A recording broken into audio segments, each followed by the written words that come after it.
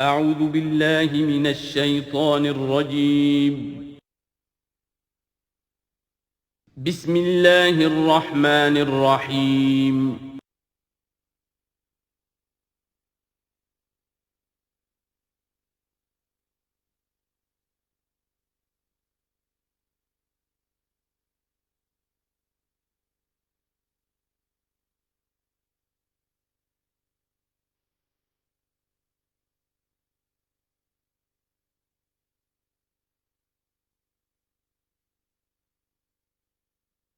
الحمد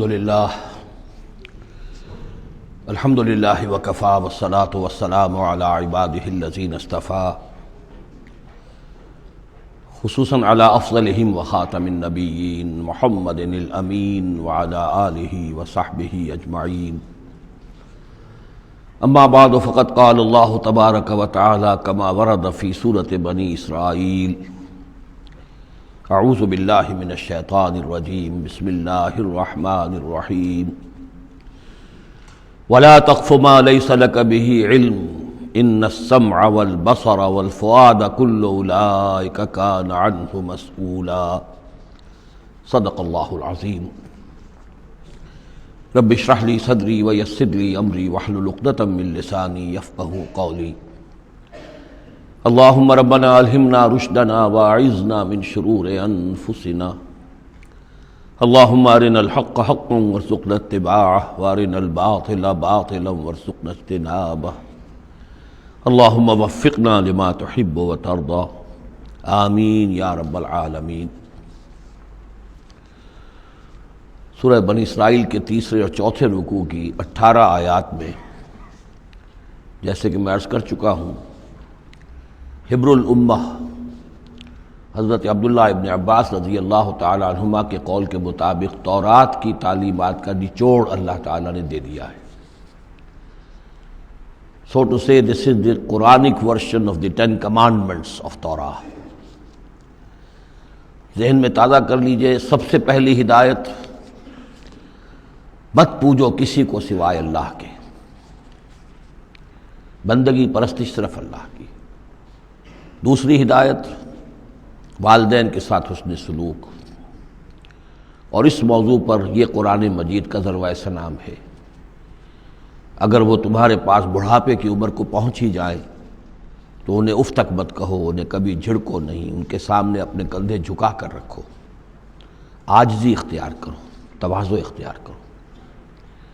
ہاں یہ کہ اگر کسی وقت کوئی بات ان کی رد کرنی ہی پڑے جبکہ تمہارے دل میں کوئی میل نہ ہو، سرکشی نہ ہو، تو اللہ تعالیٰ جانتا ہے تمہارے دلوں کی حالت کو، اللہ معاف فرمائے گا۔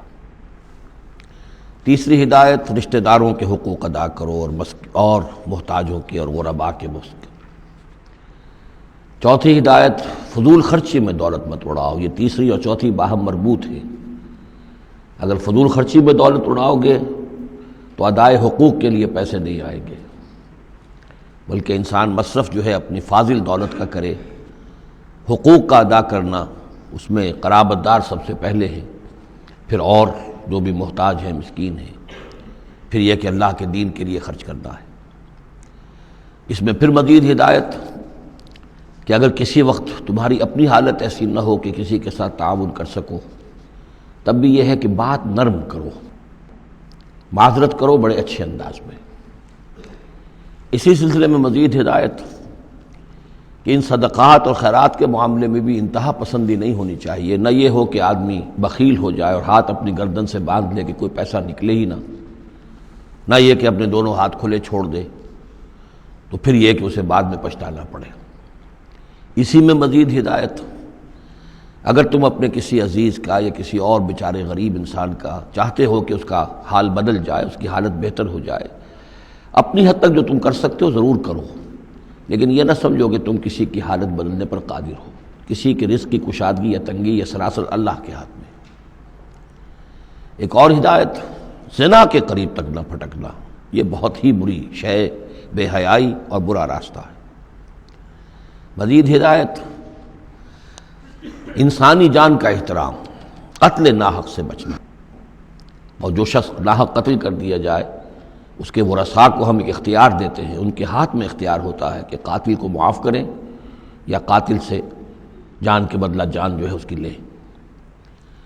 مزید ہدایت، یتیموں کے مال کے قریب نہ پھٹکنا، لیکن بہت عمدہ طریقے سے ان کی حفاظت کرو، امانت سمجھو اس کو، یہاں تک کہ وہ اپنی بلوغت کو پہنچ جائے، پھر یہ ہے کہ تم ان کے مال ان کے حوالے کر ہی دو گے۔ عہد کی پابندی کرو، جہاں معاہدہ ہو جائے، وعدہ ہو، اس کو پورا کرو، اور جب ناپ کا دینے لگو تو ناپو بھی پورا، اور تول کر دو تو سیدھی ترازو سے تولو۔ یہی بہتر ہے نتیجے کے اعتبار سے بھی، اسی سے جو بقیت اللہ جو بچ جائے گا تمہارے لیے اس میں برکت ہوگی، اور بے ایمانی سے کم ناپ کر کم تول کر کچھ زیادہ اگر تم نے فوری طور پر حاصل کر بھی لیا تو اس میں برکت نہیں ہوگی، بلکہ اس میں نحوست ہوگی۔ ان تمام چیزوں کے بارے میں فرمایا۔ اب جو اس کے بعد جو ہدایت ہے جو بہت اہمیت کی حامل ہے، وَلَا تَقْفُ مَا لَيْسَ لَكَ بِهِ عِلْمٌ، ایسی چیز کے پیچھے مت پڑو یا مت لگو جس کے لیے تمہارے پاس علم نہیں ہے۔ انسان کا بحیثیت اشرف المخلوقات اس کا طرز عمل جو ہے وہ علم پر مبنی ہونا چاہیے، توہمات پر نہیں، خام خواہ کے توہمات جن کے لیے کوئی بنیاد نہیں، کوئی دلیل نہیں، ان توہمات کے اوپر انسان اپنی روش کو استوار کرے، یہ اس کے شایع نشان نہیں ہے۔ البتہ اب علم جو ہے وہ دو طرح کے ہیں، یہ ہم سورہ بقرہ کے 4 رکوع میں دیکھ آئے ہیں۔ ایک ہے ہیومن نالج، ایکوائرڈ نالج، انسان جو علم حاصل کرتا ہے، اور ایک ہے ریویلڈ نالج جو اسے دیا جاتا ہے، وہ وحی کے ذریعے سے آتا ہے، الہام کے ذریعے سے آتا ہے۔ وہ ریویلڈ نالج جو ہے اس کے ریسیپینٹ جو ہے وہ ہیومن سول ہے، اسپرٹ ہے، یہ نہیں ہے، یہ سینسز نہیں ہے، یہ دماغ نہیں ہے۔ وہی چاہے جلی ہو چاہے خفی ہو، الہام ہو، کشف ہو، رؤیا صادقہ ہو، کوئی بھی شے ہو، اس کا تعلق اس حیوانی وجود سے نہیں ہے، اس کا در حقیقت اس روحانی وجود سے ہے جس کا مسکن قلب ہے۔ اب ظاہر بات ہے کہ اس میں بھی جو وہی خفی عام لوگوں کو ہو جاتی ہے، الہام ہو جاتا ہے، کچھ اور ہو جاتا ہے، وہ بھی کوئی دلیل نہیں ہے۔ اس شخص کے لیے تو دلیل ہے وہ، اگر وہ شریعت کے خلاف نہ ہو، لیکن کسی اور کے لیے دلیل نہیں ہے۔ جو ریویل نالج ہے اس میں صرف وحی جلی جو انبیاء کے پاس آئی ہے وہ دلیل ہے، وہ دلیل قاطع ہے، وہ برہان قاطع ہے۔ ان کے پاس جو وحی جلی آئی وہ بھی، اور جو وحی خفی آئی وہ بھی۔ وحی نبوت جو ہے وہ علم ہے، العلم۔ ایک علم تو یہ ہے، اور دوسرا علم وہ ہے جو انسان حاصل کرتا ہے خود۔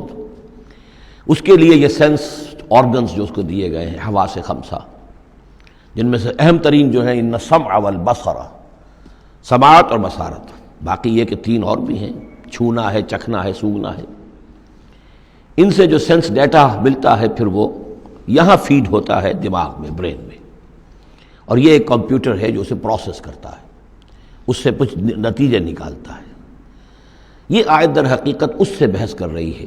انسانی علم کے لیے اللہ تعالیٰ نے جو انسان کو ایپریٹس دیا ہے، جو آرگنز دیے ہیں، وہ ہے ان السمع والبصر والفؤاد، کل اولئک کان عنہ مسئولا۔ وہ سماعت ہے، بصارت ہے اور عقل ہے۔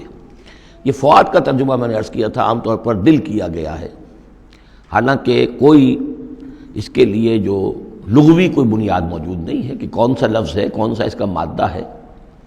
اس کا مادہ وہی ہے جس سے لفظ فائدہ نکلا ہے، اور آپ نے دیکھا ہوگا پرانے زمانے کتابوں میں کچھ لکھا پھر فے لکھ دیتے ہیں، فے فائدہ، یعنی اس بات سے یہ نتیجہ نکلتا ہے، پھر فے یہ نتیجہ نکلتا ہے، تو فائدہ نتیجہ ہے۔ اسی طرح فعید کہتے ہیں عربی زبان میں اس شے کو، جیسے سبزی ہے بہت سی، آپ نے اس کو ابال لیا اور بھون دیا تو اس میں پانی وانی نکل جاتا ہے، بجھ کر رہ جاتی تھوڑی سی ہو جاتی، بھجیا ہم کہتے ہیں اس کے، بھجیا بن گئی ہے۔ گوشت کا بھی یہ ہے کہ جب آپ اس کو سینکتے ہیں پانی وغیرہ نکل جاتا ہے، مختصر ہو جاتا ہے تو اس کا خلاصہ نکلتا ہے۔ تو سینس ڈیٹا سے جو خلاصہ نکالتا ہے پھر یہ برین کمپیوٹر، یہ ہے در حقیقت فؤاد۔ اس سے فائدہ حاصل کرنا، اس سے نتیجہ نکالا، اس سے انفر کرنا، اور اس سے انفر کر کے پھر جو بھی پاسٹ میموری موجود ہے، سٹورڈ ہے اس کے اندر، اس کے ساتھ اس کو پھر وہ کمپیئر کرتا ہے، پھر کوئی نیا نتیجہ نکلتا ہے تو اب سٹور کر لیتا ہے کہ ایک بات اور مجھے معلوم ہو گئی۔ اور یہ اس طریقے سے رفتہ رفتہ انسانی علم بڑھتے بڑھتے کہاں تک پہنچ گیا ہے؟ عقلیں دنگ ہیں، کہاں تک پہنچ گیا؟ آج کسی ایک انسان کے لیے ممکن ہی نہیں رہا ہے کہ وہ پورا جو معلومات کا دائرہ اس وقت ہے تمام سائنسز کے اندر ان کا احاطہ کر سکے، ناممکن۔ کسی فزسسٹ کے لیے یہ ممکن نہیں ہے کہ صرف فزکس کے دائرے کی تمام معلومات کو وہ اپنے ذہن میں جمع کر سکے۔ اتنا بڑا ایکسپلوژن ہے معلومات کا، وہ سب اسی سے ہے۔ ان السمع والبصر والفؤاد کل اولئک کان عنہ مسئولا۔ ان چیزوں کی مسئولیت ہے، اللہ نے یہ چیزیں تمہیں دی ہیں، اب ان کو تو بند کر کے رکھ چھوڑو، توہمات کے اوپر اپنا بنیاد رکھ لو۔ زلزلہ کیسے آتا ہے؟ ایک گائے ہے، گائے کے 2 سینگوں پر یا بیل کے 2 سینگوں پر زمین کھڑی ہے، وہ ایک سینگ کے اوپر وہ ٹکا لیتا ہے، پھر جب ذرا وہ تھک جاتا ہے تو وہ بدلتا ہے، تو دوسرے سینگ کے اوپر زمین کو لاتا ہے تو زلزلہ آ جاتا ہے۔ اس کے لیے کوئی دلیل یا تو ہونی چاہیے کتاب اللہ اور سنت رسول سے، وہ دلیل ہے، اور یا پھر دلیل ہوگی اس ذریعہ علم سے، جو ہیومن نالج ہے، اس سے جو علم حاصل ہو رہا ہے وہ قطعی ہے، وہ یقینی ہے، وہ ویریفائیبل ہے، وہ ایکسپیریمنٹیشن سے حاصل ہو رہا ہے، آبزرویشن سے حاصل ہو رہا ہے، پھر جو نتائج آپ نکالتے ہیں انہیں ویریفائی کر سکتے ہیں۔ تو یہ ہے اصل میں وہ آیت کہ جو انتہائی اہم ہے۔ قرآن مجید نے نوع انسانی کو اس راستے پر ڈالا ہے کہ توہمات کے تمام ذخیرہ کو رد کر کے اور علم پر اپنے موقف کو قائم کرو۔ اس کو کہا گیا ہے، اس کو جان لیجئے کہ اصل میں اس سے پہلے جو فلسفہ تھا، ارسطو کا فلسفہ، اس کا ڈنکا بج رہا تھا پوری دنیا میں، عالم اسلام میں بھی بہت عرصے تک ارسطو کا یہ ڈنکا بجتا رہا ہے، اب جا کر کہیں بمشکل ان چیزوں کی گرفت ڈھیلی پڑی ہے۔ وہ ہے استخراجی منطق۔ معلومات کا دائرہ بہت کم تھا، جو بھی معلومات تھی اس میں سے وہ نکالتے جا رہے ہیں، نتیجے نکال رہے ہیں، اسی میں سے وہ بال کے کھال اتار کر استخراجی ڈیڈکٹیو لاجک۔ قرآن نے آ کر انڈکشن، منطقی استقرائی کا دور شروع کیا۔ کھول آنکھ، زمین دیکھ، فلک دیکھ، فضا دیکھ، آبزرو کرو۔ افلا ينظرون الى الابل كيف خلقت والى السماء كيف رفعت والى الجبال كيف نصبت والى الارض كيف سطحت۔ دیکھو زمین کو، آسمان کو دیکھو، یہ تمام فینومینا آف نیچر اللہ کی نشانیاں، آیات ہیں۔ یہ تقدس عطا کیا ان کو، یہ اللہ کی آیات ہیں، اللہ کی نشانیاں اور قوانین طبیعہ اللہ تعالیٰ کے۔ ٹھیک ہے، اس معنی میں تو ہم مانتے ہیں کہ اللہ جب چاہے ان کو توڑ دے، لیکن روز روز تو وہ ٹوٹتے نہیں ہیں۔ اتنے محکم قوانین ہیں یہ، اگر یہ محکم قوانین نہ ہوتی، سائنس پاسبل ہی نہ ہوتی، ٹیکنالوجی ممکن ہی نہ ہوتی۔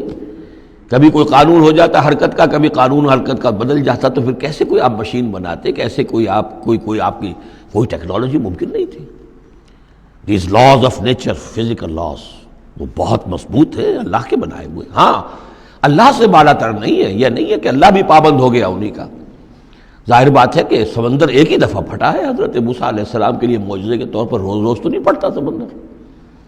آگ نے ایک ہی مرتبہ جلانے سے انکار کیا ہے حضرت ابراہیم علیہ السلام کو، باقی روز روز تو نہیں۔ تو یہ چیزیں شاذ ہوتی ہیں، لیکن یہ معجزے کو ہم مانتے ہیں، اللہ تعالیٰ جب چاہے اپنے قوانین کو توڑ دے، لیکن یہ قوانین روز روز نہیں ٹوٹتے۔ یہ قوانین جو ہے مستقل ہے، دائم ہے، اور انہی کے ذریعے سے یہ پاسبل ہے سائنس۔ تو در حقیقت علامہ اقبال کا ایک بہت اہم نظریہ ہے جس کی طرف میں توجہ دلانا چاہتا ہوں۔ انہوں نے اپنے خطبات میں یہ بات کہی ہے، The inner core of the present Western civilization is Quranic۔ اس موجودہ مغربی تہذیب کی بھی جو انر کور ہے، اس کا جو خالص اندرونی جو اس کا محور ہے، وہ خالص قرآنی ہے، کیونکہ یہ سائنس پر قائم ہے۔ اور قرآن نے جو ہے اسی طرف توجہ دلائی ہے۔ توہمات کو ایک طرف رکھو، یہ سب آکلٹ سائنسز وغیرہ جو ہیں، ان سے بھی ہمارے ہاں بڑی سخت جو ہے اسے بیزاری کا اظہار ہے۔ یہ نجومی بیٹھے ہوئے ہیں، یہ لکیریں دیکھی جا رہی ہے، یہ سائنس آف نمبرز ہے، آکلٹ سائنس قطعاً نہیں، یہ سائنسز نہیں ہے، کوئی توجہ مت کرو۔ ولا تقف ما لیس لک بہ علم، اور العلم علمان، علم دو ہی طرح کا ہے، یا پھر وہ صحیح جو اللہ نے جو اپریٹس دیا تھا حضرت آدم علیہ السلام کے اندر ودیت کر دیا تھا، علم الاسماء، اسی کے ذریعے سے ایکسفولیشن ہو رہی ہے اس اپریٹس کے ذریعے سے، اور علم پھیلتا چلا جا رہا ہے۔ یا وہ علم ہے اور یا پھر وہ علم ہے وَإِمَّا يَأْتِيَنَّكُم مِّنِّي هُدًى فَمَن تَبِعَ هُدَايَ فَلَا خَوْفٌ عَلَيْهِمْ وَلَا هُمْ يَحْزَنُونَ۔ یورپ کی تباہی کا سبب یہ ہوا کہ اس نے دوسرے علم سے نگاہیں بند کر لی، وہی کی اس کے اپنا سلسلہ توڑ لیا، صرف اس علم کے اوپر رہ گیا۔ تو یہ گویا کہ دو آنکھوں میں سے اللہ نے جو دی تھی انسان کو، ایک یہ ایکوائرڈ نالج کی آنکھ اور ایک ریویل نالج کی آنکھ، وہ ریویل نالج کی آنکھ بند کر لی۔ اس سے اس نے دجالیت کی شکل اختیار کر لی ہے، ورنہ خود اپنی جگہ پر یہ ایکوائرڈ نالج، یہ علم الاسماء، یہ اللہ کا عطا کردہ ہے، اس میں فی نفسہ ہی کوئی خرابی نہیں ہے، صرف یہ کہ دوسری طرف سے بے توجہ ہو گئی، اس نے اس کے اندر جو نتیجے کے اعتبار سے خرابی پیدا کر دی۔ وَلَا تَقْفُ مَا لَيْسَ لَكَ بِهِ عِلْمٌ إِنَّ السَّمْعَ وَالْبَصَرَ وَالْفُؤَادَ كُلُّ أُولَٰئِكَ كَانَ عَنْهُ مسؤولا وَلَا تَمْشِ فِي الْأَرْضِ مَرَحًا، اور زمین میں اکڑ کر مت چلو، إِنَّكَ لَن تَخْرِقَ الْأَرْضَ، کتنے ہی اکڑ کر چلو اور کتنے پاؤں مارو زمین پر، تم زمین کو پھاڑ نہیں سکو گے۔ وَلَن تَبْلُغَ الْجِبَالَ طُولًا، اور نہیں پہنچ سکو گے پہاڑوں تک اونچائی میں، گردن کتنی ہی اکڑا لو، کتنا اونچا کر لو، اوپر ترا بھی چڑھا لو، کہاں تک چڑھاؤ گے؟ کل ذالک کان سیئہ عند ربک مکروہا، یہ جو ساری باتیں ہیں اس میں جو برائی ہے وہ تیرے رب کو بہت ناپسند ہے۔ اب اس میں ڈونٹس بھی آئے ہیں، ڈوز بھی آئے ہیں، یہ کرو یہ نہ کرو، یہ کرو یہ نہ کرو، تو ان تمام احکام کے اندر جو حکم ہے اس سے سرتابی کریں گے تو برائی ہے، اور جس چیز سے روکا گیا ہے اس میں ملوث ہوں گے تو برائی ہے، تیرے رب کو بہت پسند ہے، ناپسند ہے۔ ذالک مما اوحی الیک ربک من الحکمہ، یہ ہے وہ کہ جو آپ کے رب نے اے محمد آپ پر وحی کی ہے، از قسم حکمت، یہ حکمت کا خزانہ ہے، تمدن انسانی، تہذیب انسانی، ثقافت انسانی، اجتماعیت انسانی کے لیے یہ اصول ہیں کہ اگر ان پر انسان کاربند رہے تو اس دنیا کی زندگی کو بھی جنت بنا سکتا ہے۔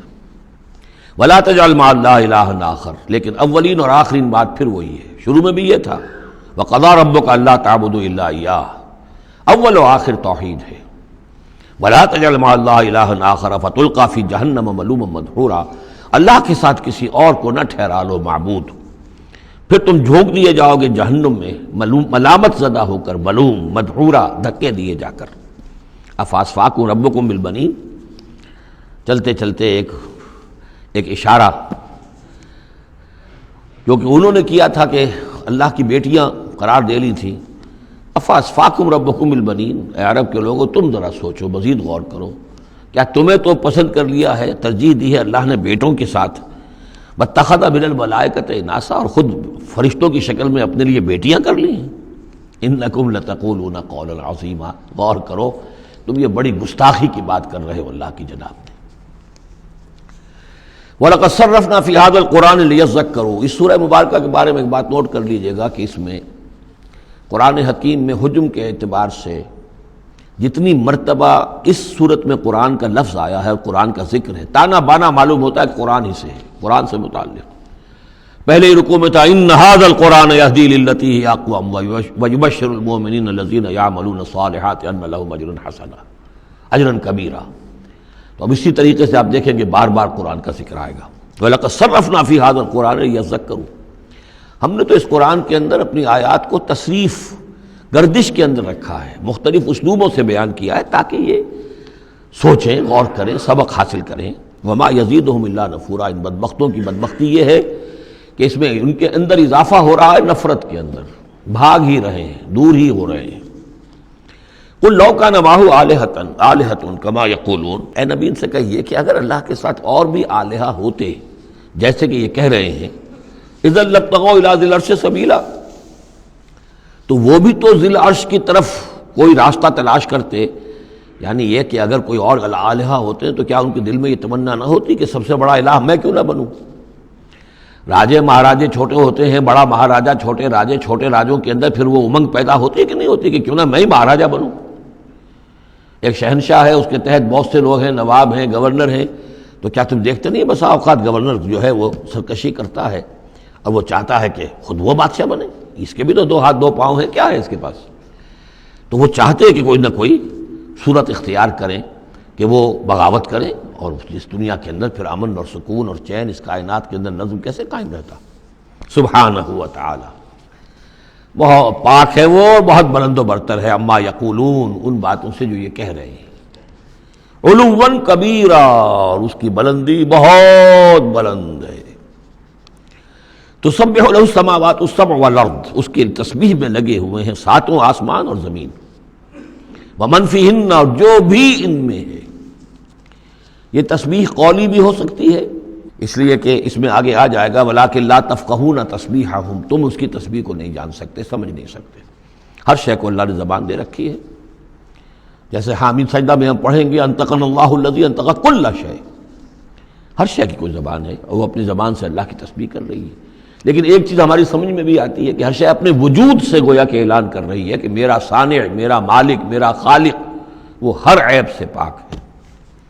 وہ اپنے وجود سے، جب تصویر جو ہے وہ مصور کے کمال فن پر گواہی دیتی ہے، میرا بنانے والا بڑا کامل فنکار ہے۔ تصویر گویا کہ اپنے مصور کی عظمت کا اظہار کر رہی ہے، تو اس کائنات کی ہر شے گویا کہ زبان حال سے اللہ کی تسبیح کر رہی ہے۔ وَإِن مِّن شَيْءٍ لَّا يُسَبِّحُ بِحَمْدِهِ، کوئی شے نہیں ہے مگر یہ کہ وہ تسبیح کرتی ہے اللہ کے حمد کے ساتھ، وَلَٰكِن لَّا تَفْقَهُونَ تَسْبِيحَهُمْ، لیکن تم اس کی تسبیح کو سمجھ نہیں سکتے۔ إِنَّهُ كَانَ حَلِيمًا غَفُورًا، یقیناً اللہ حلیم ہے، تحمل والا ہے، فوراً نہیں پکڑتا، غفور ہے، بخشنے والا ہے۔ وَإِذَا قَرَأْتَ الْقُرْآنَ، پھر دیکھیے قرآن کا تذکرہ ہے۔ اے نبی جب آپ قرآن پڑھ کر انہیں سناتے ہیں جعلنا بینک وبین الذین لا یؤمنون بالآخرۃ حجابا مستورا، تو ہم آپ کے اور ان لوگوں کے مابین کے جو آخرت پر یقین نہیں رکھتے، ایمان نہیں رکھتے، ایک غیر مرئی پردہ حائل کر دیتے ہیں۔ پردہ حائل کیوں ہوا ہے؟ چونکہ وہ آخرت کو مانتے ہی نہیں، تو متوجہ ہے ہی نہیں، سنجیدگی ہے ہی نہیں، لاؤ بالیانہ پن ہے، بابر وحش کوش کے عالم دوبارہ نہیں، اس تو توجہ سے کاہے کو سنیں گے؟ لیکن اس کو اللہ تعالیٰ اپنی طرف تعبیر کر رہے ہیں، اس قانون فطرت کے مطابق چونکہ ہے، ہم ڈال دیتے ہیں ان کے اور آپ کے مابین ایک غیر مرئی پردہ۔ نتیجہ کیا نکلتا ہے؟ وَجَعَلْنَا عَلَىٰ قُلُوبِهِمْ أَكِنَّةً، ان کے دلوں کے اوپر بھی ہم غلاف چڑھا دیتے ہیں، پردے ڈال دیتے ہیں، یفقہوہ، کہ وہ اسے سمجھ نہ پائیں، وفی آذانہم وقرا، ان کے کانوں کے اندر ثقل پیدا کر دیتے ہیں۔ وَإِذَا ذَكَرْتَ رَبَّكَ فِي الْقُرْآنِ وَحْدَهُ، اور جب آپ قرآن مجید میں اپنے پروردگار کا ذکر کرتے ہیں توحید کے ساتھ، اکیلے اسی کا، وَاللَّهُ عَلَىٰ أَدْبَارِهِمْ نُفُورًا، تو وہ اپنی پیٹھیں موڑ کر چل دیتے ہیں بدک کر کے۔ یہ کیا، ایک ہی اللہ، ایک ہی اللہ، ایک ہی اللہ کی رٹ لگا رکھی انہوں نے، اور الہا بھی تو ہیں، آخر ان کا بھی کچھ ذکر کریں، کبھی ان کا بھی بارے ان کا بھی بیان ہو جائے، لیکن نہیں، یہ تو ایک ہی اللہ کی رٹ لگاتے ہیں، تو وہ بالکل بدک کر چلے جاتے ہیں۔ نحن اعلم بما یستمعون به اذ یستمعون الیک، اور جب اے نبی یہ آتے ہیں آپ کے پاس اور توجہ سے بیٹھ کر سنتے ہیں تو ہمیں خوب معلوم ہے یہ کیا سنتے ہیں۔ میں عرض کر چکا ہوں اس کا پس منظر کہ وہ اپنے عوام پر یہ اثر ڈالنے کے لیے کہ یہ لوگ تو بڑے مخلص ہیں، سمجھنا چاہتے ہیں، پھر ہمارے ذہین ہے، انٹیلیجنسیا ہے ہمارا، یہ ہمارا ایلیٹ ہے، تو یہ جا کر سوچتے ہیں پھر آخر کوئی بات نہیں ہوگی محمد کے پاس کہ یہ لوگ جو ہیں پھر خالی ہاتھ واپس آتے ہیں۔ ہمیں خوب معلوم ہے جو یہ سننے کے لیے آتے ہیں آپ کے پاس تو کیا سننے آتے ہیں۔ وَإِذْ هُمْ نَجْوَىٰ، اور پھر جب یہ علیحدہ ہوتے ہیں، سرگوشیاں کر رہے ہوتے ہیں، اِذْ يَقُولُ الظَّالِمُونَ، اور پھر یہ ایک دوسرے سے کہتے ہیں یہ ظالم، ان تتبعون الا رجلا مسحورا، تم نہیں پیروی کر رہے ہو مگر ایک سحر زدہ شخص کی، یعنی ان میں سے کسی کے دل میں کوئی بات پیدا ہونی بھی لگتی ہے کہ نہیں بھئی آج تو جو بات کی ہے محمد نے صلی اللہ علیہ وسلم بڑی وزنی بات ہے، اس پر تو سنجیدگی سے غور کرنا ہوگا۔ اب ان کے کان کھڑے ہوئے کہ معلوم ہوتا ہے کہ اس پر تو ہمارے اس دوست اور ساتھی کے اوپر تو محمد کا داؤ چل گیا صلی اللہ علیہ وسلم، لہذا پھر اس کو سمجھاتے نہیں بھائی ایک سحر زدہ آدمی ہے، مسحور انسان ہے، کہاں اس کی باتوں پر سنجیدگی سے غور کر رہے ہو۔ انظر کیف ضربوا لک الامثال، دیکھیے اے نبی کیسی مثالیں وہ آپ کے لیے بیان کرتے ہیں، سحر زدہ، مسحور، کبھی ساحر، کبھی مسحور، کبھی شاعر، کبھی مجنون، یعنی کوئی ایک رائے بھی ان کی نہیں آپ کے بارے میں بن رہی ہے۔ فضلوا، اب وہ بھٹک گئے ہیں، فلا یستطیعون سبیلا، اور اب یہ راہ یاب نہیں ہو سکیں گے۔ وقالوا اذا كنا عظاما ورفاتا، اور وہ کہتے ہیں کہ کیا جب کہ ہم ہڈیاں ہو جائیں گی اور چورا چورا ہو جائیں گی ہماری ہڈیاں بھی، ہمارا گوشت گل سڑ کر جو ہے راکھ ہو جائے گا، اِنَّا لَمَبْعُوثُونَ خَلْقًا جَدِيدًا، کیا کہہ رہے ہیں محمد صلی اللہ علیہ وسلم، کیا پھر ہمیں اٹھا لیا جائے گا ایک نئی زندگی، ایک نئی تخلیق؟ گویا کہ انہیں یہ بہت محال معلوم ہوتا ہے، ناممکن ہے۔ قُلْ كُونُوا حِجَارَةً أَوْ حَدِيدًا، اے نبی ان سے کہیے کہ تم تو ہڈیوں کی بات کر رہے ہو اور مٹی کی بات کر رہے ہو، خواہ تم پتھر بن جاؤ، لوہا بن جاؤ، او خلقم مما یکبر فی صدورکم، یا اس سے بھی زیادہ کوئی سخت چیز جو تمہارے دلوں میں ذہن میں ہو، تمہارے اس کا تصور کر سکتے ہو، وہ بن جاؤ، تب بھی اللہ اٹھا لے گا۔ فسیقولون من یعیدنا، پھر وہ کہیں گے اچھا کون ہمیں اٹھائے گا دوبارہ، کون ہمیں دوبارہ پیدا کرے گا؟ قل الذی فطرکم اول مرہ، کہیے وہ جس نے تمہیں پہلی مرتبہ پیدا کیا۔ فَسَيُنْغِضُونَ إِلَيْكَ رُؤُوسَهُمْ، تو پھر وہ آپ کے سامنے ذرا اپنے سرکوں کو مٹکائیں گے، سروں کو، ہاں ٹھیک ہے، لیکن وَيَقُولُونَ مَتَىٰ، کب ہوگا ایسا بتائیے۔ قُلْ عَسَىٰ أَن يَكُونَ قَرِيبًا، کہہ دیجئے ہو سکتا ہے قریب ہی آئی ہوئی، تمہاری شامت جو ہے ہو سکتا ہے دور نہ ہو۔ یوم یدعوکم فتستجیبون بحمدہ، جس دن کہ وہ تمہیں پکارے گا جب تم اپنی قبروں میں ہوگے یا گلے سڑے ہوئے ہڈیوں کی شکل میں ہوگے، لیکن تم چلے آؤ گے اس کی پکار پر لبیک کہتے ہوئے، بحمدہ ہی اس کی حمد کرتے ہوئے، وتظنون ان لبثتم الا قلیلا، اور تم گمان کرو گے نہیں رہے ہم مگر بہت تھوڑا سا عرصہ، دنیا میں بھی اور یہ پورا عالم برزخ جو ہے یہ بھی کوئی تھوڑا سا ہی عرصہ تھا جو ہم گزار کر آئے۔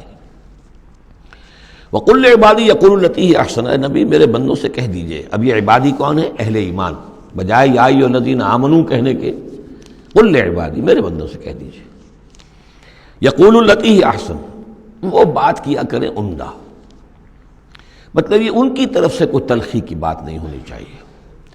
اب ان لوگوں کے آباء و اجداد سے بنے ہوئے ان کے خیالات ہیں، عقائد ہیں، ان کی ریتیں ہیں، ان کی رسمیں ہیں، ان کی حمیت ہے، ان کی غیرت ہے، عوام میں جہالت ہے، ان کے چودھریوں میں اپنے مفادات، اپنی حیثیت، اس کا احساس ہے، لہذا یہ تمام رکاوٹیں جو ان لوگوں کے راستے میں حائل ہیں ان کا خیال کریں، تو اپنا جو داعی جو ہے اس کے اندر تحمل ہونا چاہیے، حلم ہونا چاہیے، داعی کہیں مشتعل نہ ہو۔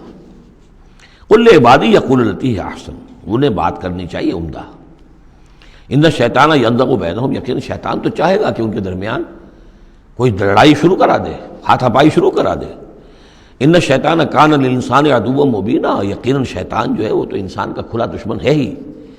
ربکم اعلم بکم، تمہارا رب تم سے خوب واقف ہے۔ ان یشاء یرحمکم، وہ چاہے گا تو تم پر رحم فرمائے گا، اور ان یشاء یعذبکم، چاہے گا تمہیں عذاب دے گا۔ وما ارسلناک علیہم وکیلا، اور نبی ہم نے آپ کو ان پر کوئی داروغہ بنا کر نہیں بھیجا ہے کہ آپ ذمہ دار ہیں ان کو ہدایت پر لانے کے، نہیں، یہ معاملہ ہر شخص کا اپنا ہے، ذاتی ہے، ہز اون چوائس۔ وَرَبُّكَ أَعْلَمُ بِمَنْ فِي السَّمَاوَاتِ وَالْأَرْضِ، اور اللہ آپ کا رب خوب جانتا ہے ان تمام چیزوں کو کہ جو آسمان میں ہے اور زمین میں ہے۔ وَلَقَدْ فَضَّلْنَا بَعْضَ النَّبِيِّينَ عَلَىٰ بَعْضٍ، اور ہم نے بعض انبیاء کو بعض انبیاء پر فضیلت دی ہے۔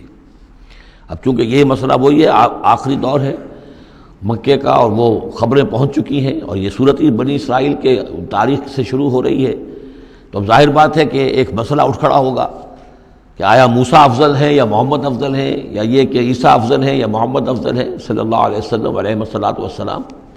تو یہاں پر مسلمانوں کو اس دعوت اور تبلیغ کے جو تقاضے ہیں ان کے حوالے سے کہ اس بحث میں تم نہ پڑھو، اگر اس بات کو تم زیادہ زور دو گے ان میں حمیت پیدا ہو جائے گی، جیسے ہمارے ہاں وہ کھڑے ہو کر الاپتے ہیں سارے نبیوں سے افضل ہمارا نبی، ٹھیک ہے وہ ہے افضل، لیکن خود انہوں نے کہا ہے کہ مجھے یونس ابن متہ پر بھی فضیلت مت دو، حضور کے صحیح حکم کی خلاف ورزی کرتے ہیں جو یہ کہتے ہیں افضل، اس میں کوئی شک نہیں، لیکن یہ کہ اس افضلیت کا اس طریقے کا چرچا کرنا جو ہے اس سے دوسروں کے اندر ایک جو ہے منفی کیفیات پیدا ہوتی ہیں۔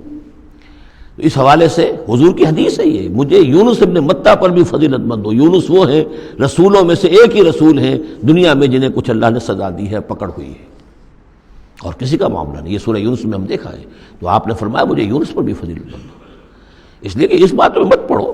وَلَقَدْ فَضَّلْنَا بَعْضَ النَّبِيِّينَ عَلَىٰ بَعْضٍ، ہم نے بعض انبیاء کو بعض انبیاء پر فضیلت دی ہے، بس اصولی بات ہے، تِلْكَ الرُّسُلُ فَضَّلْنَا بَعْضَهُمْ عَلَىٰ بَعْضٍ۔ اب یہاں دیکھیے خاص طور پر پھر ان کے نبی کا ذکر کیا جا رہا ہے، وَآتَيْنَا دَاوُودَ زَبُورًا، ہم نے داؤد کو زبور عطا کی تھی۔ ہم ان انبیاء اور رسل کے جو عظمتیں ہیں، ان کے جو مقامات ہیں، ان کے اعتراف میں، ان کے اعلان میں ہمیں کوئی باک نہیں، ہمیں کوئی جھجک نہیں۔ قُلِ ادْعُوا الَّذِينَ زَعَمْتُم مِّن دُونِهِ، کہیے ان سے کہ پکارو انہیں جنہیں تم سمجھتے ہو کہ اللہ کے سوا کوئی معبود ہے، کوئی کار مختار وہ بھی ہیں۔ فَلَا يَمْلِكُونَ كَشْفَ الضُّرِّ عَنكُمْ وَلَا تَحْوِيلًا، تو انہیں کوئی اختیار حاصل نہیں ہے نہ تو تم سے کوئی تکلیف دور کرنے کا اور نہ ہی کوئی حالت کو بدل دینے کا۔ اولئک الذین یدعون، وہ ہستیاں جنہیں یہ پکار رہے ہیں، پکارنے والوں میں دیکھیے کہ پکارنے میں ایک تو ایسے بھی تھے خیالی ہستیاں جن کا کوئی وجود ہی نہیں، من گھڑت، لیکن پکارے جانے والے انبیاء، اولیاء اللہ یا فرشتے یہ بھی تو ہو سکتے ہیں نا، لیکن اس عالم امر میں، اس عالم غیب میں ان کا حال کیا ہے جنہیں یہ پکار رہے ہیں؟ ہم کئی دفعہ دیکھا ہے انہیں پتہ بھی نہیں کہ یہ ہمیں پکار رہے ہیں، قیامت کے دن وہ تو انکار کریں گے، ہمیں کوئی معلوم نہیں تھا کہ تم نے ہمارے ساتھ یہ گستاخیاں کی ہیں اور ہمیں شرمندگی کا سامان بن گئے ہو، کہ اللہ تعالیٰ کے سامنے ہماری شرمندگی ہے کہ اللہ تعالیٰ کے ہاں پیش ہو رہے ہیں کہ ہمیں مد مقابل بنایا گیا اللہ کا۔ لہذا اولئک الذین یدعون یبتغون الی ربہم الوسیلۃ، اس عالم غیب میں وہ تو خود اللہ کے، اپنے رب کے تقرب کے متلاشی ہیں۔ یہ وسیلہ کا لفظ آ چکا ہے اس سے پہلے، یبتغون الی ربہم الوسیلۃ ایہم اقرب، یعنی اس عالم امر میں بھی درجات ہیں، فرشتے ہیں، طبقہ اسفل کے فرشتے ہیں، پھر درجہ اعلیٰ کے فرشتے ہیں، پھر مقربین بارگاہ ہیں، پھر وہ جو ہے ملائے اعلیٰ جس کو کہا جاتا ہے، ملائکہ مقربین ہیں. تو ان کے اندر بھی ایک درجہ بندی ہے، اور وہ اس عالم کے اندر بھی جیسے یہاں اللہ کے بندے تقرب اللہ کی کوشش کر رہے ہیں، وہ وہاں پر وہ بھی اس عالم کے اندر، بس فرق تو یہی ہے کہ وہ ہماری نگاہوں سے اوجھل ہے. یبتغون الی ربہم الوسیلۃ ایہم اقرب، چاہتے ہیں کہ اور آگے بڑھیں اور قرب ہو جائے، ایک دوسرے سے آگے نکل جائیں. وَيَرْجُونَ رَحْمَتَهُ، اور اس کی رحمت کے امیدوار ہیں. وَيَخَافُونَ عَذَابَهُ، اور اس کے عذاب سے ڈرتے رہتے ہیں. ان عذاب ربک کان محذورا، واقعہ یہ ہے کہ آپ کے رب کا عذاب جو ہے واقعتاً ایسی شے ہے جس سے ڈرتے رہنا چاہیے. وَإِن مِّن قَرْيَةٍ إِلَّا نَحْنُ مُهْلِكُوهَا قَبْلَ يَوْمِ الْقِيَامَةِ أَوْ مُعَذِّبُوهَا عَذَابًا شَدِيدًا، اور نہیں ہے کوئی بستی مگر یہ کہ ہم اسے ہلاک کر کے رہیں گے قیامت کے دن سے قبل، یا عذاب دیں گے اسے بہت ہی شدید عذاب. اس آیت کو جوڑ لیجئے گا، چونکہ یہ جوڑا ہے یہ سورت اور یہ سورہ کہف. لِيُنذِرَ بَأْسًا شَدِيدًا مِّن لَّدُنْهُ، بہت بڑی جنگ اور بہت بڑی تباہی جو آنے والی ہے قیامت سے قبل، اس کی طرف اشارہ ہے کہ یہ جو، اور آج کل جو بھی آپ تصور کر سکتے ہیں کہ ایٹمک جنگ اگر ہو جائے تو کیا ہوگا دنیا میں، نیوکلیئر وار ہو، اور کسی بھی وہ چھڑ سکتی ہے. لیکن یہ کہ قیامت سے پہلے الملحمۃ العظمیٰ، ایک بہت بڑی جنگ ہونے والی ہے، جس کی کہ احادیث کے اندر خبریں ہیں، جس کا تذکرہ پھر آئے گا سورہ کہف کے اندر صراحت کے ساتھ. تو کوئی بستی ایسی نہیں ہے قیامت سے پہلے وہ عذاب آئے گا. اور معذبوها عذابا شدیدا کان ذلک فی الکتاب مستورا، اور یہ تمام چیزیں جو ہیں اللہ کی کتاب میں لکھی ہوئی ہیں، طے شدہ ہیں، وہ آنا ہے، اس کا ایک ٹائم ٹیبل معین ہے. وما منعنا ان نرسل بالآیات، اور ہمیں نہیں روکا اس سے کہ ہم آیات بھیجیں. اب وہ مسئلہ چھڑ رہا ہے دوبارہ جو سورہ انعام سے چل رہا ہے کہ نشانی کیوں نہیں دکھاتے، حصے نشانی، کوئی معجزہ. یہاں اللہ تعالیٰ فرما رہے ہیں کہ ہم نے اس طرح کے معجزے دکھانے کیوں بند کر دیے. وما منعنا، نہیں روکا ہم کو اس سے کہ ان نرسل بالآیات، کہ ہم وہ معجزات دکھائیں، الا ان کذب بها الاولون، اس لیے کہ ہم نے یہ دیکھ لیا کہ پچھلوں نے بھی جھٹلایا ان کو. نہ تو سمود کو جو ہم نے ناقہ دی تھی ان کے مطالبے کے اوپر اس پر کوئی ایمان لایا، نہ عیسیٰ کو جو آخری معجزے ہم نے دے دیے، زندہ جانور پیدا کر دینا، گارے سے بنانا، پھونک مارنا اور اڑتا ہوا وہ پرندہ بن جائے، اور مردہ کو کہنا قم باذن اللہ، اور وہ کھڑا ہو کے چلنے لگ جائے. اب اس سے آگے کون سا معجزہ ہوگا؟ لیکن کوئی مانا معلوم ان کذب بها الاولون، پہلوں نے بھی ان معجزات کا انکار ہی کیا، جھٹلایا. وآتینا ثمود الناقۃ مبصرۃ، ہم نے سمود کو، قوم سمود کو، ان کی آنکھیں کھولنے کے لیے ہم نے اونٹنی والی نشانی دکھا دی. فظلموا بها، انہوں نے اس پر بھی ظلم کیا. وما نرسل بالآیات الا تخفیفا، اور ہم نہیں بھیجتے اپنی آیات نشانیاں مگر صرف خبردار کرنے کے لیے. وہ خبردار کرنے کے لیے اب ہم اپنی قرآن مجید کی آیات بھیج رہے ہیں. وَإِذْ قُلْنَا لَكَ إِنَّ رَبَّكَ أَحَاطَ بِالنَّاسِ، اور جب ہم یہ کہتے ہیں کہ آپ کے رب نے تو لوگوں کا احاطہ کیا ہوا ہے، تب بھی یہ کہتے ہیں اس کا کیا مطلب ہے؟ کہاں ہے اللہ؟ کہاں ہمارا احاطہ ہوا ہے؟ اب ظاہر بات ہے کہ یہ مسئلہ ہے جو سمجھیے فلسفے کے مشکل ترین مسائل میں سے ہے. حقیقت و ماہیت وجود. ایک اللہ کا وجود ہے، ہر جگہ ہے، ہر آن ہے، لیکن یہ کہ یہاں دنیا میں ہے کہ نہیں ہے، یہ دنیا ہے یا اللہ ہے، کیا ہے؟ اب یہ سمجھ میں آنے والی بات نہیں ہے. اسی لیے کچھ لوگوں نے اس کو ہماوست، سب کا یہ کائنات جو ہے خدا ہی ہے، خدا ہی نے یہ روپ دھار لیا ہے. جیسے انسانوں کا روپ دھار لیتا ہے، وہ اوتار کی شکل میں آ جاتا ہے، ایسے خدا نے اس کائنات کی شکل اختیار کر لی ہے. اس کو پینتھیزم کہتے ہیں انگریزی میں، ہماوست، سب خدا ہی ہے. یہ بہت بڑا کفر ہے، شرک ہے. تو کیسے سمجھے؟ بہت سی چیزیں ہیں جو انسان کی سمجھ سے بالا تر ہیں. اللہ ہے کیسے ہے؟ کیا دنیا میں اللہ نہیں ہے تو اللہ کی ذات محدود ہو گئی؟ پوری یہ کائنات، اس میں اللہ کا وجود ہی نہیں ہے تو اس کا مطلب یہ کہ اللہ تو پھر علیحدہ کہیں ایک محدود سی شخصیت ہو گئی جو کسی جگہ پر ہے. لیکن اللہ تو ایبسلیوٹ ایگزسٹنس ہے اس کی، کسی حدود اور قیود اور زمان و مکان اور سمت ان سے تو باورا ہے. وراء الورا ثم وراء الورا. وَمَا جَعَلْنَا الرُّؤْيَا الَّتِي أَرَيْنَاكَ إِلَّا فِتْنَةً لِلنَّاسِ. اسی طریقے سے اب یہ مسائل گنوائے جا رہے ہیں کہ جو لوگوں کے لیے بڑے، ان کا چونکہ ان کی طرف سے ان کا رد عمل جو ہے وہ صحیح نہیں ہوتا، لہذا اللہ تعالیٰ نے معجزے دکھانے بند کر دیے ہیں، اور حضور کے بارے میں طے کر لیا کہ وہ معجزہ نہیں دکھائیں گے جس طرح کا معجزہ یہ مانگ رہے ہیں. اسی طرح ہم نے جو آپ کو مشاہدہ کرایا جس شب معراج کا، وما جعلنا الرؤیا التي، رؤیا یہاں خواب کے معنی میں نہیں ہے، جیسے رؤیت بصری ہے، ہم دیکھ رہے ہیں، یہ بھی تو رؤیت ہی ہے، تو حضور کو باقاعدہ مشاہدہ کرایا، التي اریناک کا جو آپ کو دکھایا ہم نے، الا فتنۃ للناس، وہ بھی لوگوں کے لیے فتنہ بن گیا۔ لوگوں نے کہا کہ یہ تو معلوم ہوتا کہ اب بالکل ہی ان کا دماغ چل گیا ہے، معاذ اللہ ثم معاذ اللہ۔ بہت خوش ہوئے تھے مشرکین مکہ، بہت خوش ہوئے، چلو جی چلیے اب ہماری مشکل حل ہو گئی، اب تو ہم تمام مسلمانوں کو باور کروا لیں گے کہ آج تک تم نہیں مانتے تھے، واقعتاً محمد کا دماغ چل گیا ہے صلی اللہ علیہ وسلم۔ وہ کہہ رہے ہیں میں راتوں رات بیت المقدس بھی ہو کے آ گیا ہوں اور میں آسمانوں کی سیر کر کے آ گیا ہوں۔ اب یہ بات ناقابل قیاس، کیسے انسان سمجھے، گمان نہیں کر سکتا۔ آج تو پھر بھی آپ سوچ سکتے ہیں کہ آج تو آپ کے پاس وہ ذرائع ہیں کہ چاند پر بھی آپ پہنچ گئے ہیں، لیکن یہ کہ آج سے آپ 1400 برس پہلے کے انسان کے بارے میں سوچئے، اسے بیت المقدس جانے کے اندر بھی جو ہے 15 دن لگتے تھے، تو کیسے وہ گیا اور گئے بھی اور آ بھی گئے رات ہی رات کے اندر۔ بڑے خوش ہو کر آئے حضرت ابو بکر کے پاس، ابو بکر سنا تمہارے ساتھی کیا کہہ رہے ہیں؟ کہ کیا کہہ رہے ہیں؟ وہ کہہ رہے ہیں میں رات کو بیت المقدس ہو کر آ گیا ہوں۔ ایک دفعہ ایک لمحہ توقف کیا، کیا واقعی کہہ رہے ہیں؟ ہاں کہہ رہے ہیں، چلو ہم تمہیں ملوا دیتے ہیں، ان سے کہلوا دیتے ہیں، چلو صحیح، اگر وہ کہہ رہے ہیں تو ٹھیک کہہ رہے ہیں، بس ختم۔ اس دن سے صدیق کا لقب، وہ کہہ رہے ہیں تو ٹھیک کہہ رہے ہیں۔ اور فرمایا جب میں یہ مانتا ہوں کہ آسمان سے روز ان کے پاس فرشتہ آتا ہے، تو اگر وہ آسمان ہوا ہے تو کون سی بڑی بات ہو گئی؟ اگر اللہ کا فرشتہ آسمان سے روز آتا ہے ان کے پاس، تو وہ آسمان تک ہو کے آ گئے تو کون سی بڑی بات ہوئی؟ وہ اگر کہہ رہے تو سچ کہہ رہے ہیں۔ مستند ہے ان کا فرمایا ہوا، وما جعلنا الرؤیا التي اریناک الا فتنۃ للناس، یہ بھی لوگوں کے لیے فتنہ بن گیا۔ وشجرۃ ملعونۃ فی القرآن، اسی طرح ایک مثال ہے قرآن مجید میں زقوم کے درخت کا ذکر آتا ہے کہ وہ درخت جو ہے وہ عین جہنم کے اس کے تہ کے اندر اس کی جڑ ہوگی، وہاں سے وہ درخت کیسا ہوگا؟ آگ کے اندر درخت، ہاؤ از اٹ پاسبل؟ اب یہ زقوم کا یہ بھی ان کے لیے ایک فتنہ بن گیا۔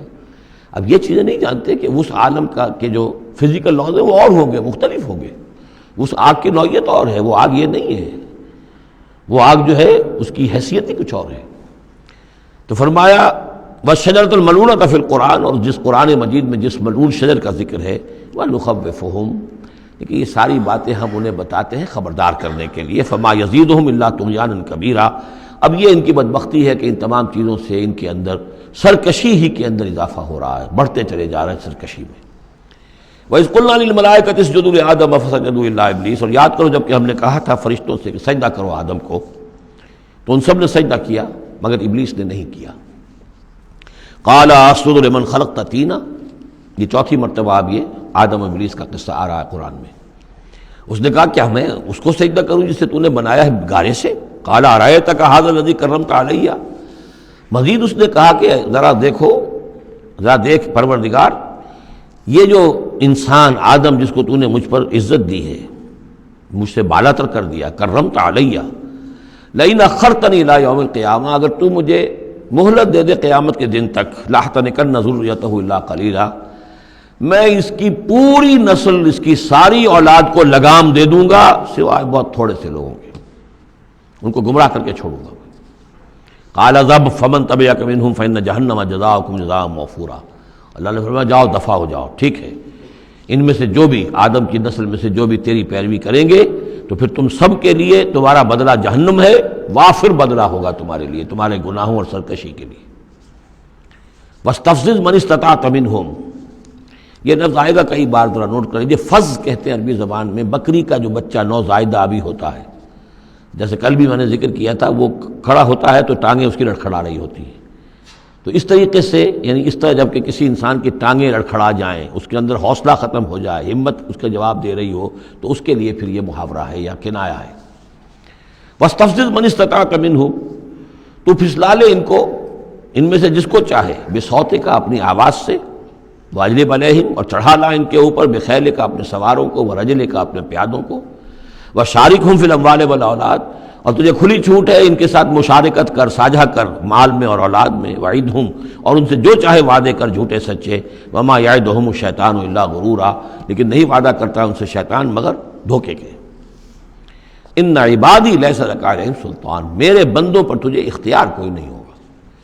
ورغلا لو، جس طرح سبز باغ دکھا لو، جس طرح جو چاہو وسوسہ اندازی کر لو، اس کا اختیار ہے، لیکن یہ اختیار نہیں ہے کہ میرے کسی بھی بندے کو تم زبردستی اس کی مرضی کے خلاف، اس کی مرضی کے بغیر گمراہی پر لے جاؤ۔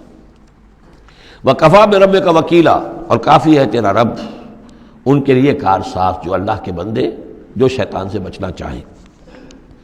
ربکم الذی یسجی لکم الفلک فی البحر، تمہارا رب وہ ہے جو چلاتا ہے کشتیوں کو سمندر میں یا دریا میں، لتبتغوا من فضلہ، تاکہ تم اس کے فضل کو حاصل کر سکو۔ انہ کان بکم رحیما، یقیناً وہ تم پر بہت ہی رحیم ہے اور شفیق ہے۔ وَإِذَا مَسَكُمُ الضُّرُّ فِي الْبَحْرِ، یہ مضمون کئی دفعہ آ چکا ہے، جب تمہیں تکلیف پہنچتی ہے سمندر میں، طوفان آتا ہے، موت نظر آتی ہے، ضل من تدعون الا اياه، تو سب گم ہو جاتے ہیں تم سے، بھول جاتے ہیں ان سب کو جن کو تم عام حالات میں پکارتے ہو، جن کو ڈنڈوت کرتے ہو اور جن کے سجدے کرتے ہو۔ فلما نجاکم الى البر، سوائے اللہ کے سب کو بھول جاتے ہو، صرف اللہ کو پکارتے ہو۔ پھر جب اللہ تعالیٰ تمہیں بچا کر نکال کر لے آتا ہے خشکی پر، اعرض تم پھر اعراض کرتے ہو، پھر رخ موڑ لیتے ہو۔ وکان الانسان کفورا، یقین انسان بہت ناشکرا ہے۔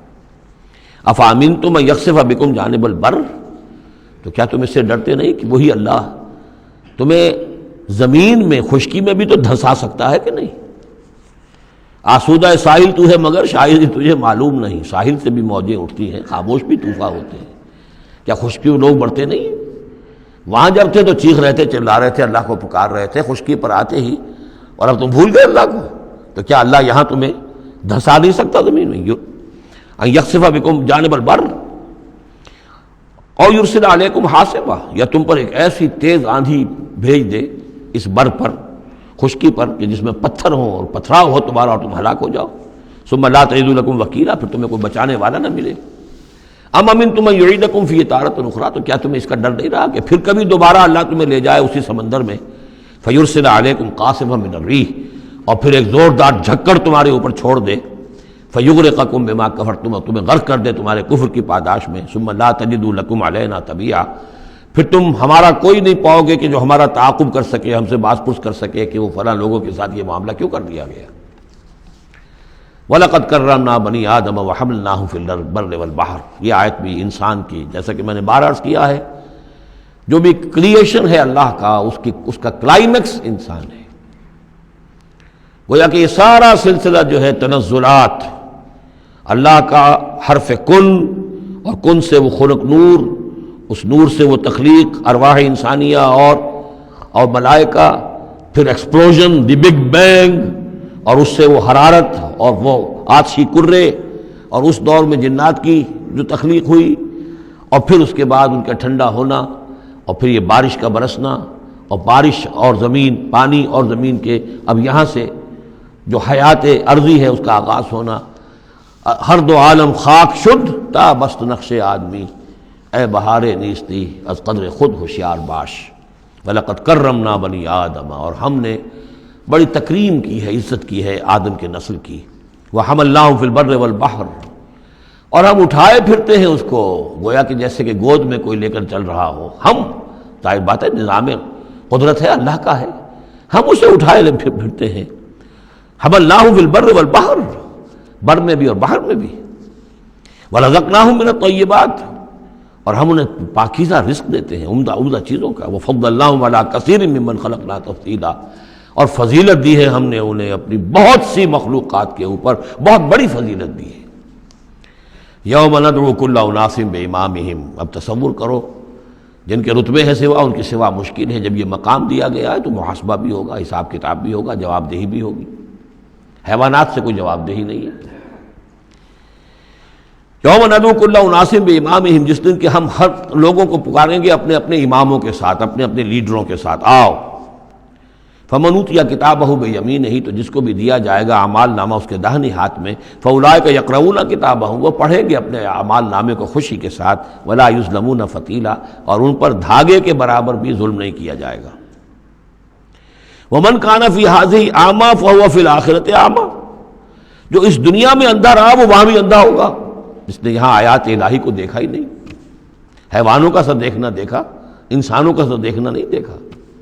دیدن دیگر آموز، سنیدن دیگر آموز کی نوبت نہیں آئی۔ جو یہاں اندھے رہے تو آخرت میں بھی اندھے ہوں گے، بلکہ اس سے بھی زیادہ اضل سبیلا، بھٹکے ہوئے ہوں گے۔ وَإِن كَادُوا، یہ بہت اہم مضمون آیا ہے جو اس سے پہلے سورہ یونس میں آیا تھا، اب یہاں آیا ہے۔ وَإِن كَادُوا لَيَفْتِنُونَكَ عَنِ الَّذِي أَوْحَيْنَا إِلَيْكَ لِتَفْتَرِيَ عَلَيْنَا غَيْرَهُ، اور اے نبی یہ لوگ تو تلے ہوئے ہیں اس بات پر کہ آپ کو بچلا دیں، فتنے میں ڈال دیں اس چیز کے بارے میں جو ہم نے آپ کی طرف وحی کی ہے، تاکہ آپ کوئی اور شے گھڑ کر ہماری طرف، اس قرآن کے سوا کوئی شے گھڑ کر ہماری طرف منسوب کر دیں۔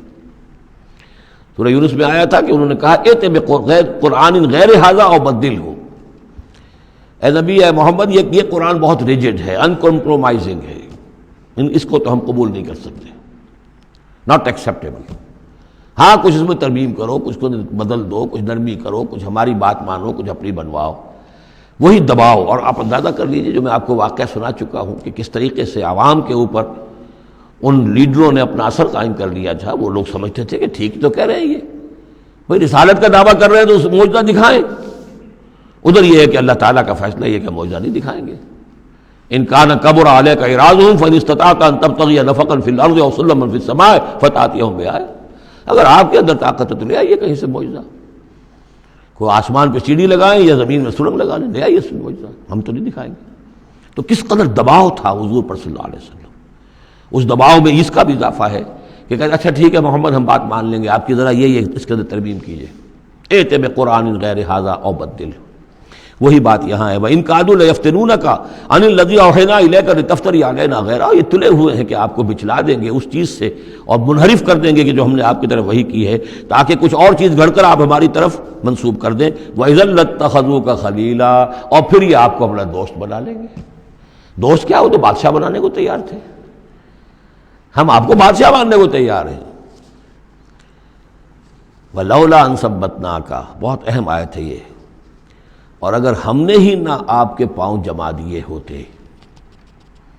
دیکھیے محمد رسول اللہ کی بات ہو رہی ہے، آسان نہیں ہے، دباؤ، اس پورے پریشرز جو چاروں طرف سے پڑ رہے تھے۔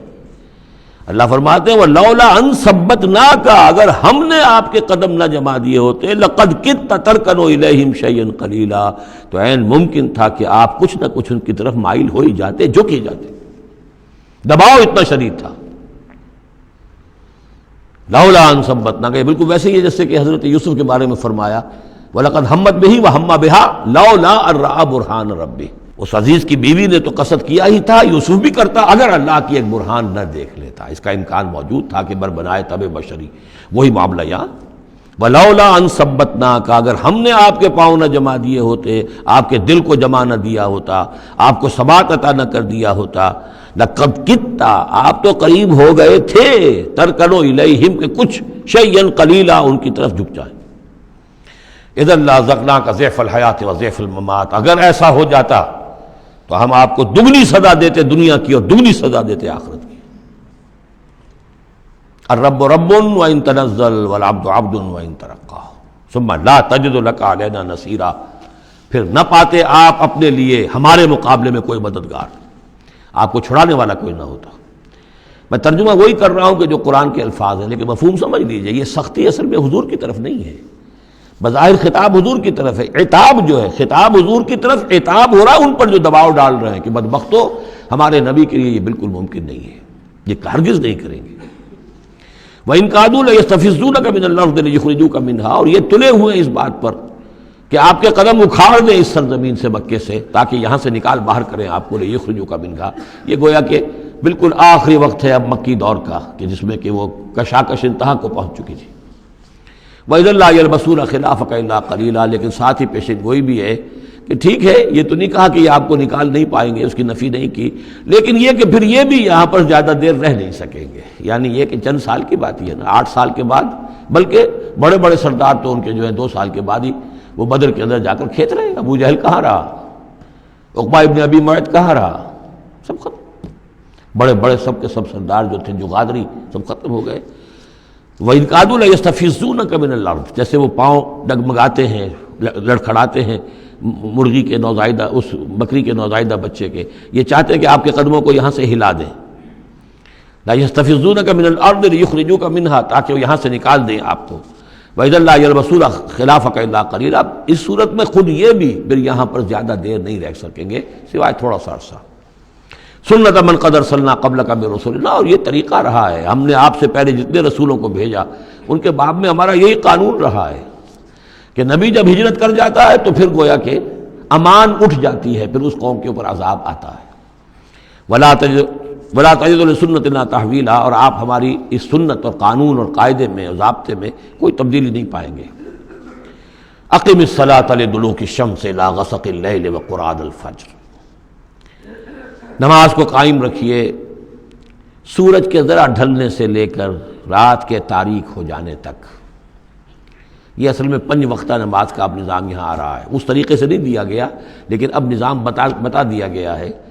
وہ تو حضرت جبرائیل نے بتایا، وہ معاملہ بالکل دوسرا ہے، لیکن یہ کہ سورج ڈھلتا ہے، جیسے نصف النہار ہے، اس سے ذرا سورج جو ہے مغرب کی طرف گیا، ظہر، تھوڑی دیر بعد عصر، تھوڑی دیر بعد مغرب، پھر رات تاریک ہو گئی، عشاء، 4 نمازیں ہیں۔ اور سردیوں کے موسم میں تو لگتا ہے کہ پے بپے تابڑ توڑ آ رہی ہے، جو نماز مسجد میں پڑھتے ہیں وہ تو گئے اور آئے اور گئے اور آئے، تو گویا کہ نماز کھڑی ہے مسلسل۔ قائم رکھو نماز کو سورج کے ڈھلنے سے لے کر اور رات کے تاریک ہو جانے تک، وقرآن الفجر۔ اور اب ایک اور نماز رہ گئی اور وہ ہے فجر کی، اور اسے تعبیر کیا قرآن الفجر، اس لیے کہ اس میں طویل قرات ہونی چاہیے، قرآن کا پڑھا جانا فجر کے وقت۔ ان قرآن الفجر کان مشہودا، اس لیے کہ یہ فجر کے وقت قرآن کا پڑھا جانا جو ہے یہ مشہود ہے، یعنی اس میں ایک تو یہ کہ حضور قلب ہوتا ہے انسان کا، سو کر اٹھا ہے آدمی، تر و تازہ ہے، حواس جو ہیں تازہ ہیں، کوئی تکدر نہیں ہے، کوئی تکان نہیں ہے، تو ایک تو حضور قلب ہے، اور ایک یہ ہے کہ فرشتے بھی عصر اور فجر کے وقت جو ہے ان کی شفٹیں چینج ہوتی ہیں۔ یہ دونوں نمازوں میں یہ جو ہیں دونوں شفٹوں والے موجود ہوتے ہیں، رات والے آتے ہیں عصر کے وقت اور دن والوں کی چھٹی ہوتی ہے، اور فجر میں یہ ہے کہ رات والوں کی چھٹی ہونے والی ہے اور دن والے آ کر چارج لیتے ہیں، تو فرشتوں کی حاضری کا وقت ہے۔ وَمِنَ اللَّيْلِ فَتَہَجَّدْ بِهِ، اور نماز کے ایک حصے میں سے آپ جاگیے اس قرآن کے ساتھ، بہی کو یہاں نوٹ کیجئے، جیسے سورہ انعام میں نے بار بار نوٹ کرایا تھا، انذر بہی ذکر بہی، تبشیر ہو اس قرآن کے ذریعے سے، تذکیر اس قرآن کے ذریعے سے، انذار اس قرآن کے ذریعے سے۔ تو تہجد جو ہے جاگنا قرآن کے ساتھ جاگنا ہے۔ اب ہمارے ہاں چونکہ قرآن لوگوں کو یاد نہیں ہوتا تو جو پڑھتے بھی ہیں تہجد وہ تو 8 رکعتیں جیسے تیسے جو قل هو اللہ کے ساتھ پڑھ کر پھر بیٹھ کر کوئی مراقبہ کر لیا، کوئی اور ذکر کر لیا، وہ اصل تہجد وہ نہیں، اصل تہجد یہ ہے طویل قرات رات کو کھڑے ہو کر کی جائے۔ نافلۃ لک، یہ اضافی شے ہے اے نبی آپ کے لیے۔ عسیٰ ان یبعثک ربک مقام محمودا، امید ہے کہ آپ کا رب آپ کو مقام محمود پر فائز کرے گا۔ یہ مقام محمود کو بہت بلند مقام ہے میدان حشر میں اور پھر جنت میں، جس کی حقیقت کو ہم اس وقت نہیں جان سکتے۔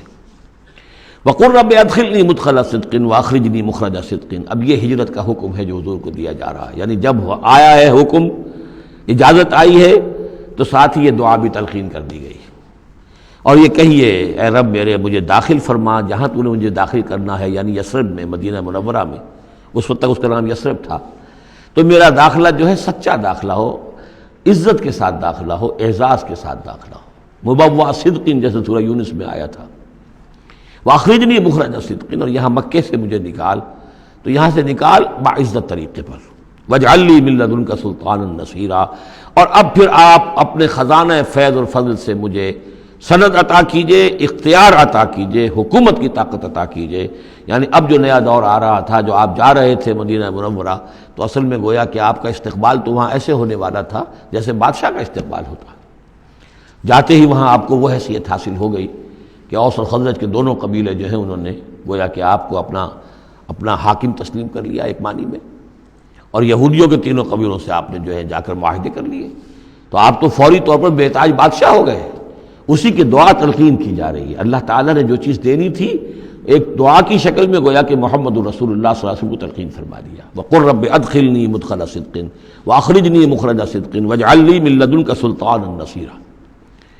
وَقُلْ جَاءَ الْحَقُّ وَزَهَقَ الْبَاطِلُ، اور کہہ دیجئے حق آ گیا باطل گیا۔ اگرچہ حق کے آنے میں باطل کے جانے میں ابھی بظاہر تو چند سال ہے، ابھی 8 سال کے بعد مکہ فتح ہوگا، لیکن یہ کہ عالم امر میں تو فیصلہ ہو چکا اللہ تعالیٰ کے ہاں، تو اس کے لیے جو بھی ہے ٹائم ٹیبل معین ہے۔ قل جاء الحق وزهق الباطل ان الباطل کان زہوقا، یقیناً باطل جو ہے وہ تو ہے ہی بھاگ جانے والی شے، اس کے لیے کوئی صبر اور ثبات ہے ہی نہیں۔ وَنُنَزِّلُ مِنَ الْقُرْآنِ مَا هُوَ شِفَاءٌ وَرَحْمَةٌ لِّلْمُؤْمِنِينَ، اور ہم اس قرآن میں سے دیکھیے کتنی مرتبہ قرآن کا ذکر آ رہا ہے، سب سے زیادہ کثرت کے ساتھ قرآن مجید میں اگر اوسط لگائیں گے تو اس ایوریج کے ساتھ قرآن کا ذکر خود قرآن کی کسی صورت میں اتنا موجود نہیں ہے جتنا کہ سورہ بنی اسرائیل میں ہے۔ اور ہم اس قرآن میں وہ چیز نازل فرما رہے ہیں ما هو شفاء ورحمۃ للمؤمنین، جو شفا ہے اور رحمت ہے اہل ایمان کے حق میں۔ سورہ یونس کی 2 آیتیں پھر ذہن میں لے آئیے، یا ایھا الناس قد جاءتکم موعظۃ من ربکم وشفاء لما فی الصدور وہدی ورحمۃ للمؤمنین۔ وہی بات یہاں ہے، یہ شفا ہے، سینے کے روگ، کفر، شرک، تکبر، حسد، حب مال، حب جاہ، حب اولاد، حب دنیا، یہ تمام محبتیں جو ہیں ان کی جڑ کاٹ دینے والی شے۔ ننزل من القرآن ما هو شفاء ورحمۃ للمؤمنین ولا یزید الظالمین الا خسارا، لیکن یہ ظالموں کو نہیں اضافہ کرتا ظالموں کے لیے مگر خسارے کا۔ یضل بہ کثیرا ویہدی بہ کثیرا۔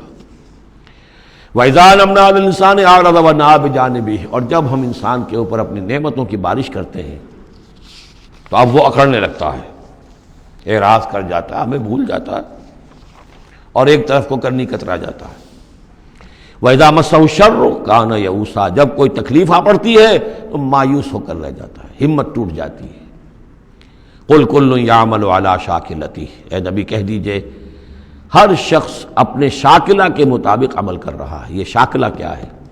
اس سے پہلے میں شاید بیان کر چکا ہوں، لا یکلف اللہ نفسا الا وسعہا کے ذیل میں، کہ اللہ تعالیٰ نے ہر انسان کی ایک شخصیت کے کچھ حدود ہیں جو معین کی ہوئی ہیں، ان حدود سے وہ تجاوز نہیں کر سکتا، اس کا سارا امتحان انہی حدود کے اندر ہے۔ جو جینز مجھے ملے ہیں، جو جینز آپ کو ملے ہیں، ظاہر بات ہے میرا چوائس نہیں ہے، they are given for me, آپ کے لیے بھی گیون ہے۔ ان میں کیا صلاحیتیں ہیں، کون سی چیز زیادہ ہے کون سی کم ہے، اللہ جانتا۔ پھر یہ کہ جس ماحول میں مجھے پیدا کیا، جس میں آپ کو پیدا کیا، جو حالات میرے تھے جو آپ کے تھے وہ بھی اللہ تعالیٰ کی طرف سے دیے ہوئے تھے۔ ان دونوں چیزوں سے جو شے وجود میں آتی ہے وہ شاکلہ ہے، وہ پیٹرن ہے۔ جیسے کہ آپ کو کوئی دھات جس سے کوئی شے ڈھال کر بنانی ہے تو پہلے اس کا سانچہ بناتے ہیں، اس سانچے میں پھر اس دھات کو اس کو میلٹ کر کے جب اس کو پگھلا کر ڈالتے ہیں تو اسی کی شکل اختیار کر لیتی ہے۔ تو یہ پیٹرن ہے۔ اب اس کے اندر آدمی نیکی کے لیے، بدی کے لیے جو بھی کرتا ہے، بھلائی کے لیے، اچھائی، اس پیٹرن کے اندر اندر کرے گا، اس سے آگے نہیں جا سکتا، جس کو آپ انگریزی میں کہتے ہیں one cannot outgrow his skin. کتنا ہی آپ پھیل جائیں، موٹے ہو جائیں، وہ کھال اور پھیل جائے گی، کھال سے باہر تو نہیں نکل سکیں گے، کتنے ہی آپ فرما ہو جائیں۔ تو یہ شاکلہ ہے، اس شاکلہ کے اندر اندر آپ کو کام کرنا ہے۔ اللہ جانتا ہے کہ اس کو نے شاکلہ کون سا دیا تھا آپ کو، اس کے حساب سے، اس کی مناسبت سے حساب لے گا آپ سے۔ لا یکلف اللہ نفسا الا وسعہا فربکم اعلم بمن هو اہدی سبیلا۔ اسی کو حضور نے بیان فرمایا کہ الناس کالمعادن، معدنیات کی طرح ہے، کہ سونے کی اور ہے اور چاندی کی اور ہے۔ تو تیرا رب خوب جانتا ہے کہ کون ہے وہ کہ جو زیادہ ہدایت پر ہے، راستے پر، راستے کے اعتبار سے۔ وَيَسْأَلُونَكَ عَنِ الرُّوحِ، یہ ان 3 سوالوں میں سے ایک تھا کہ جو پوچھے گئے تھے حضور سے امتحاناً۔ جیسے پہلے ایک سوال کیا گیا تھا کہ یہ بنی اسرائیل مصر کیسے پہنچ گئے، کیا ماجرا تھا ان کے پہنچنے کا، ایسے ہی یہ 3 سوال ایک مرتبہ انہوں نے پوچھوائے تھے یہودیوں نے، یہود کے علماء نے، کہ یہ محمد نبوت کا دعویٰ کر رہے ہیں تو آپ لوگ پوچھئے ان سے ذرا۔ پہلی بات تو یہ پوچھئے کہ روح کی کیا حقیقت ہے، دوسرے یہ ذوالقرنین کون تھے، ان کے کیا حالات تھے، تیسرے اصحاب کہف کون تھے۔ تو اصحاب کہف اور ذوالقرنین کے سوالوں کا جواب سورہ کہف میں ہے جو اگلی سورت ہے۔ روح کے بارے میں یہاں مختصر جواب دیا جا رہا ہے۔ یسألونک عن الروح، یہ آپ سے روح کے بارے میں پوچھ رہے، قل الروح من امر ربی وما اوتیت من العلم الا قلیلا، یہ تیرے رب، آپ کے رب کے امر میں سے ہے، یہ عالم امر کی شے ہے، اور نہیں دیا گیا تمہیں علم میں سے مگر تھوڑا سا۔ عالم امر کا علم تم حاصل نہیں کر سکتے، تمہارے لیے سارا علم جو ہے وہ عالم خلق کا علم ہے۔ تمہاری یہ ساری جو ان السمع والبصر والفؤاد، اس کی رسائی جو ہے وہ عالم خلق تک ہوگی، اس سے آگے نہیں۔ عالم امر کی باتیں جو ہیں ان میں عالم غیب ہے، وہ تمہارے لیے اس پر تمہیں ایمان بالغیب لانا ہوگا۔ الذین یؤمنون بالغیب ویقیمون الصلاۃ ومما رزقناہم ینفقون۔ ہاں یہ جان لو کہ یہ اس عالم خلق کی شے نہیں ہے، یہ روح جو ہے کچھ اور شے، کہیں اور سے آئی ہے، یہ عالم امر کی شے ہے۔ عالم امر جیسا کہ میں نے عرض کیا، یا فرشتے عالم امر سے متعلق ہیں، یا ارواح انسانیہ، یا ان کی کمیونیکیشن جو ہوتی ہے، فرشتہ جب بات کرتا ہے تو وہ روح جس کو ہم کہتے ہیں وحی، وہ بھی روح ہے۔ تو یہ 3 چیزیں ہیں کہ جن کا تعلق عالم امر سے ہے، اور روح انسانی بھی انہیں میں شامل ہے۔ بارک اللہ لی و لکم فی القرآن العظیم ونفعنی وإیاکم بالآیات والذکر الحکیم۔